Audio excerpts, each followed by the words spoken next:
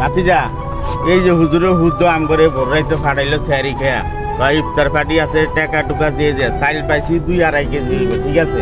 এরা তো ঠিকই ঘুমায় হুজুরেরা মসজিদে বুঝা যদি পাইছি যে আমরা বেচা বাচ্চারা দুজনে লইয়া যাই কি কর?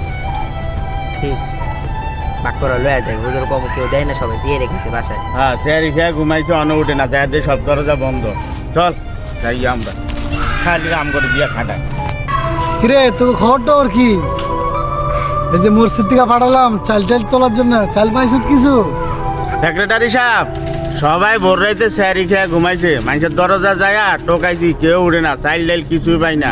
এই দেন খালি ব্যাগ লই আইছি, কি করবো? আপনি তো এনে বইয়া রয়েছেন আম করে পাঠাইছেন, এই দেন কিচ্ছু পাই না। আরো আমরা পরিশ্রম করতে করতে শেষ, ফজরের নামাজ পড়াতে বাইরে আইছি, বাসা যায় না 11টা বাজে যাইয়া ভাল লাগে না আর। আচ্ছা ঠিক আছে, যাও তোমরা বাসা যাও, না পাইলে আর কি করে আছে, যাও।